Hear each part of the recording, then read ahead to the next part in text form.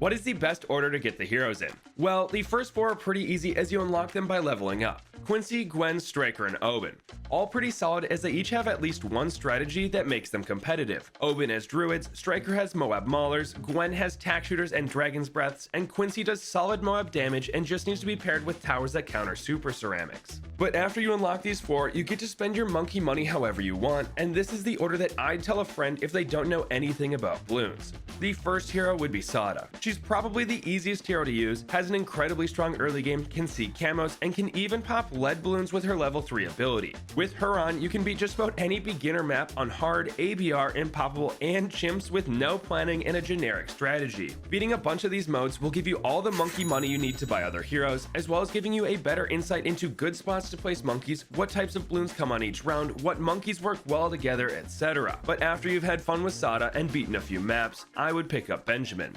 This is a completely different hero in that he does no damage but makes you extra money every round. He's great for teaching you how to farm and can be used to give a unique experience in just about every game mode. My personal favorite is to use him in half cash and play the game as if I had the normal amount of money. But the real reason we like Benjamin is because he's up there for the best boss event hero in the game. These boss events show up every week and are very challenging to beat, but give out tons of rewards like monkey money, insta monkeys, and powers. These will be tough with a newish account, but between looking up a Punji guide and playing on normal mode, you should be able to beat at least the first tier or 2, get tons of experience on your monkeys, and have some fun as it's a completely different way of playing than normal games. But after you've played a bit with Benjamin, the next hero to get is Brickell. She's a water-based hero that pairs really well with submarines, buccaneers, and mermonkeys, and we'll be using her to beat any map that has tons of water. So Cabin, Lotus Islands, Skates, Luminous Cove, and or Spice Islands. Not to mention, she's one of the strongest heroes in the game, and using her plus a carrier flagship might be the easiest way to beat chimps.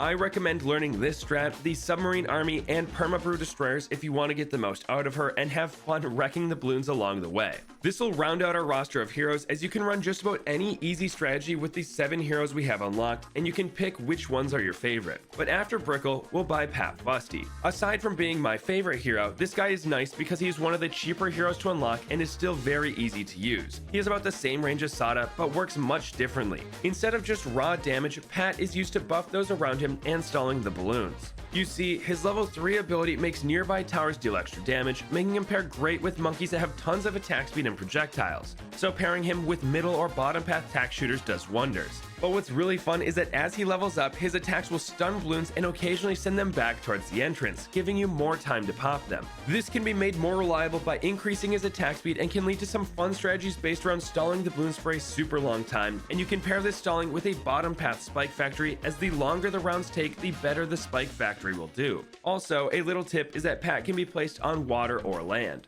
But this brings us to the controversial pick. I think you should buy Geraldo after mastering Fusty. If you have this much monkey money, you've played plenty of games and have a solid understanding of how BTD6 works, and it's time for you to graduate to a harder hero, and he's strong enough to be worth the effort. If you are only playing this as a casual chill game, skip right over Geraldo. But if you want to beat all the difficult maps on chimps, Jerry is the way to go. He's the best hero in the game and will likely stay there, as Ninja Kiwi said he's made to be a high skill hero with a reward for playing him. For those that don't know, Geraldo is a shopkeeper and you can buy items from his shop. These items range from slowing balloons to killer rabbits to a cape that turns dart monkeys into super monkeys. There's so many strategies that this guy is good for, especially if you're grinding custom maps that are extremely difficult to beat. Not to mention, he's up there with Ben for the best boss event hero in the game. At this point, you can really get whatever hero you want. Whichever one looks the most fun is what I actually recommend. But if I have to keep giving an order, the next hero up would be Etienne. I wouldn't recommend him to newer players because of his weak early game, but boy is it fun to have global camo detection at level 8. And one really useful thing you can learn from him is how much money you can save up in the mid game by beating all the difficult rounds with his level 10 ability. Basically, any ceramic rush that normally force you to buy extra defenses gets countered by this, letting you save up for towers you can't normally afford. Is he the best hero? Absolutely not.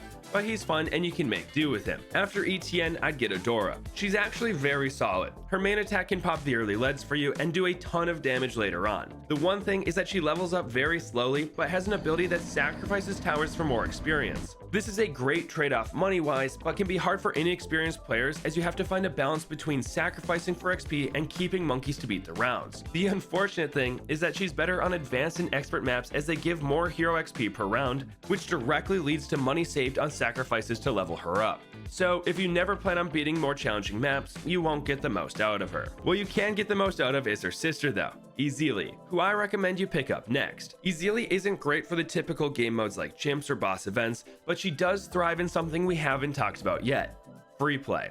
Once she hits level 20, her Moab Hex ability can pop bads no matter the round, as it does 5% of a blimp's health every second for 25 seconds. This is great when you're going way past round 100, as the Bloons get stronger and stronger as the rounds go on, and this percentage damage scales with free play. Adora and Geraldo are also great for free play due to their buffing of the VTSG or Paragon totems, but Ezili is definitely the easiest of the three for this purpose. After Ezili, I'd get Sai. They're a psychic hero that has global range and one-shots Bloons even at a low level. But similar to Adora, they level up slowly and are better on more difficult maps. So if you want to get the most out of Sai, you better be ready to take on some expert maps. It's incredibly fun seeing them one-shot BFBs at level 16 or ZOMGs and DDTs at level 20, but it's pretty difficult to get them to max level. If you do though, Sai's Psionic Scream will clear the screen of everything weaker than a bad. Next up we have Corvus. He's so strong you could argue to get him earlier, but he's tied with Geraldo for costing 7,000 monkey money, and he's even more complicated. You need to learn a ton of spells, 3 abilities, and when to use them all to get the most out of them. Plus, in my experience, he's best used in the challenge editor, where you can retry a round over and over again to try to get that timing right on a spell or two. He's one of the best heroes in the game, but it's so easy to leak if you mismanage his mana or accidentally mistime a spell. But because you get monkey money from beating new difficulties in maps and not from grinding custom challenges, I had to put Corvus this late on the unlock list. I have a ton of fun playing with him, but his difficulty, price, and lack of consistency made him a later pickup in my mind. After Corvus, we have Rosalia, the newest hero in the game at the time of recording. She's been buffed a bit, but other than being a fun change of pace, there isn't really a reason to get her. Basically, everything she does is outclassed by a different hero, and she costs the usual 5,000 monkey money, so it's not like we're getting a discount on her. So I'd rather spend that money on someone like Brickell or Sauda. That being said, I do have a great time moving her around the track with her jetpack and switching back and forth between the laser gun and grenade launcher depending on what we need for each round. She's a super fun hero, but compared to most of the others, she's one of the weaker ones. And finally, we have Churchill. You can pick him up earlier if you want, as he's the cheapest hero, coming in at only 2,500 monkey money, but boy is he bad. He's incredibly inconsistent, is tough to buff with towers like an alchemist, is crazy expensive, and levels up slowly. Just a terrible combination. It's made slightly better that you can unlock him so early, but it's difficult for new players to save up the $2,000 required to place him early enough in a game for him to be useful. If you don't have him down by around 25 in a game of chimps, you're better off skipping him, and even if you do get him down, he's so bad that you should have gone with a different hero. That being said, it is fun and cool to see a monkey in a tank shooting at the balloons. But that's what I think is the best order to get the heroes in BTD6.